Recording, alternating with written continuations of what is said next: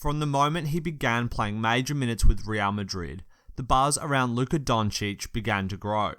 His draft stock saw a rapid rise as he dominated the international stage and the best league outside of the NBA at the age of 19. Many fans and pundits thought that he was the rightful number 1 pick in the draft, and most thought he had to go in the top 2. But only the bravest of journalists and fans would have predicted how good he would be over the course of his first 20 games. Everyone thought he would be good, and the buzz around the draft was that he had the highest floor of any player, and that he was a sure thing to be at least a good NBA player. Luka has proven this to be correct, but has also shown that he also has one of the highest ceilings of a prospect in recent history. This video will cover everything that Luka is doing to dominate on the court, and then evaluate his future and that of the Dallas Mavericks. The first thing that I want to cover is Luka's athleticism. Coming into the draft, it was probably the biggest criticism surrounding him. People said that he was an average athlete or even a below average athlete, and was slightly chubby and fat for an NBA player. They couldn't have been more wrong. Luka has proven that he is at least a slightly above athlete. He has good speed, a decent jump, and has great strength through his core that allows him to maintain body control through contact.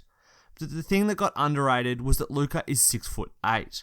They forgot that size still matters in the NBA and is an aspect of athleticism. Being able to do all of the things that Luka can do at his size is incredibly rare and valuable.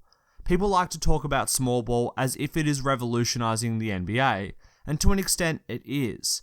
But what small ball really is skilled ball.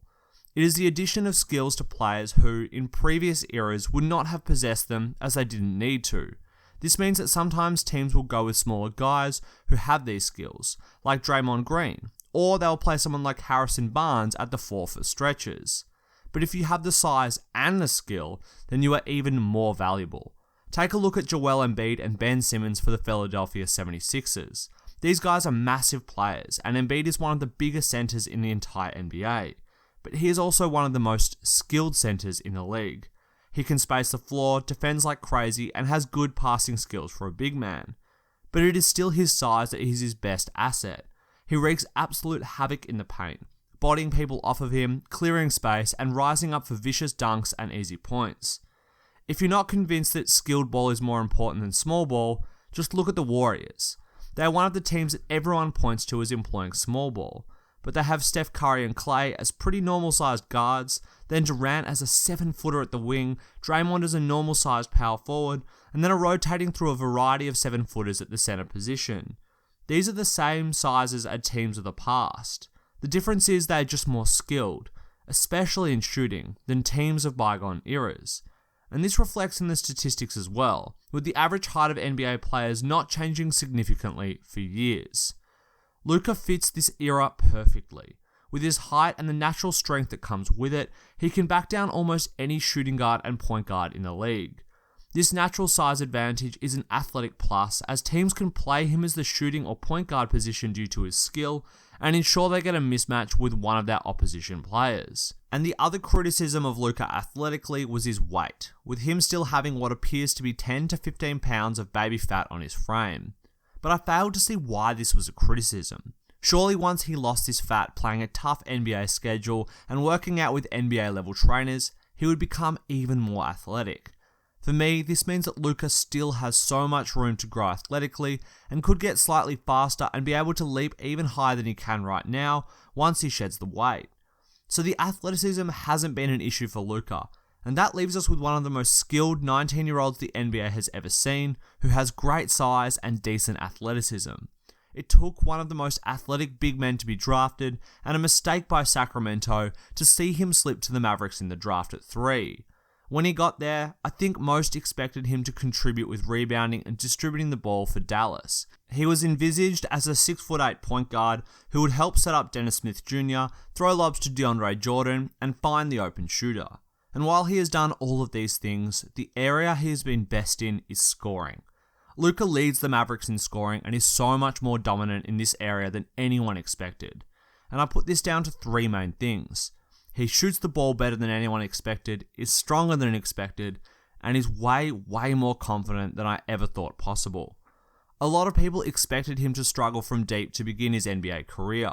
Luka didn't shoot the greatest percentage from 3 overseas, and so it made sense that he would struggle to adjust to the length and physical defense of the NBA.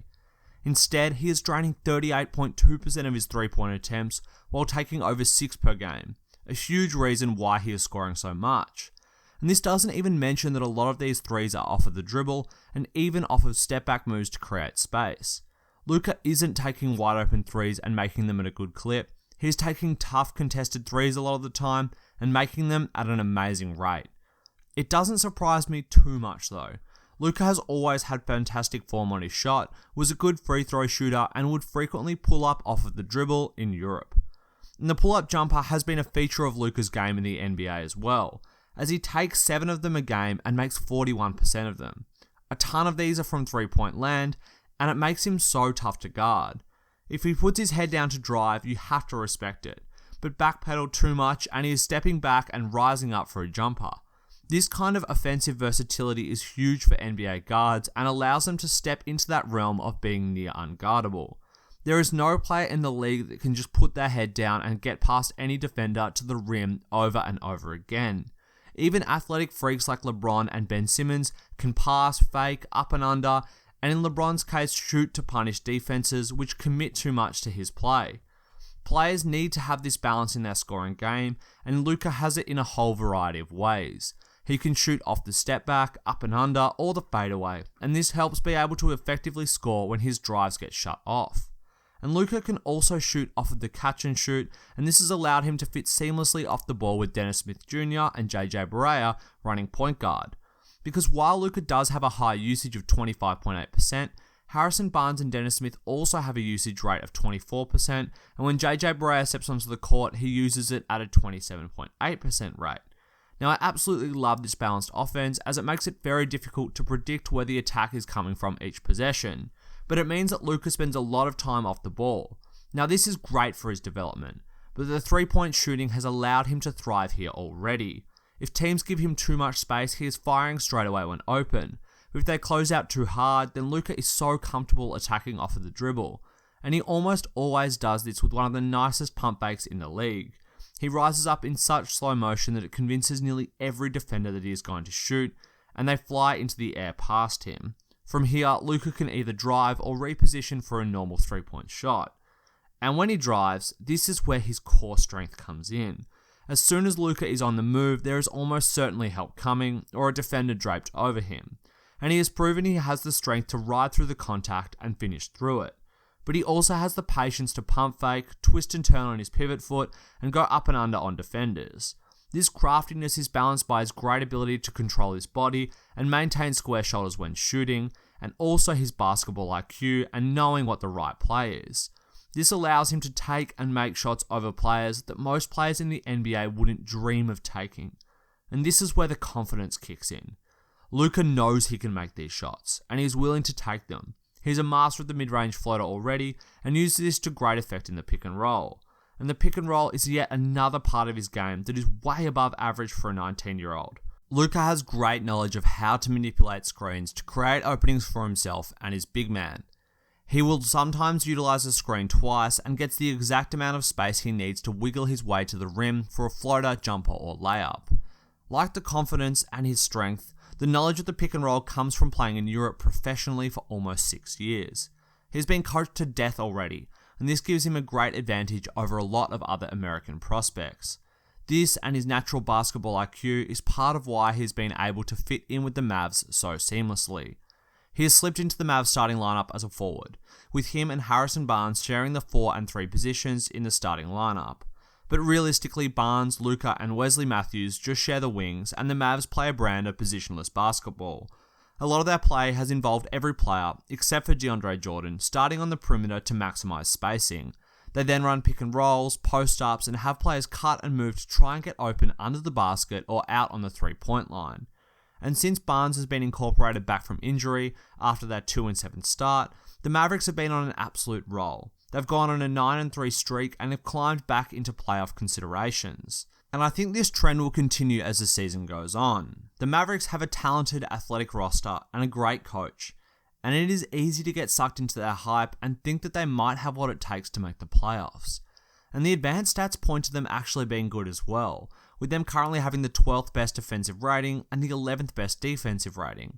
And as a team, they have a point differential of positive 1.9, which is definitely decent, especially considering their horrific start to the season. This is all being achieved through an athletic starting unit that has shooting at all 4 positions outside of the centre, and has 3 creators on the court in Barnes, Dennis-Smith, and Luka himself. It makes them unpredictable, and Wesley Matthews can also post up if they put a smaller guy on him. Plus, even if you manage to stop this team on the first possession, they have DeAndre Jordan there to wreak havoc on the offensive glass and get them extra possessions and points. And then there is the bench unit that Rick Carlisle has pieced together with what would appear to be spare parts to make a strong unit. They have Devin Harris and JJ Barea as their smaller, older guards who seem to always play well under Rick Carlisle and really no one else. This is especially true for JJ, who is defying age to get better and better with every season. Then, for their versatile big man, they have Maxi Kleber and Dwight Powell, 2 athletic 7-footers who aren't afraid to shoot from distance. This allows them to switch who is on the inside and who is helping to space the floor and maintain Dallas's modern offensive system. The final bench piece is Dorian Finney-Smith, a very athletic third-year wing who plays fantastic defense, gets after rebounds, and has improved his shooting every year. Dorian is a player with a lot of upside and fits the mold of the modern NBA player so well. One of my favourite lineups for the Mavs is when they sub Finney-Smith in for Wesley Matthews. At times, Wes has been prone to look for his own shot a fair bit, and this can take the ball out of the hands of Barnes, Luka, and DSJ. But Finney-Smith only takes shots within the offense, is a weapon on defense, and runs hard in transition. This isn't to say that Matthews isn't a good NBA player. He still is, and his 3-point shooting is still far better than Finney-Smith. But it's great for Carlisle to have such a deep, versatile team. They could seriously make the playoffs this season if they keep this level of play up, and as Luka adjusts more and more to the NBA, he and this team will only get better. And the Mavericks will get better in the next offseason as well. They have $50 million in cap space this coming offseason and are perfectly positioned to snag a free agent and set up for a sustained period of success. All guided by the incredible poise of one Luka Doncic. Thanks for watching, guys. I hope you enjoyed the video. And if you did, make sure to leave a like, subscribe, and hit the bell for notifications as well. And let me know in the comments what you think of Luka and the Dallas Mavericks.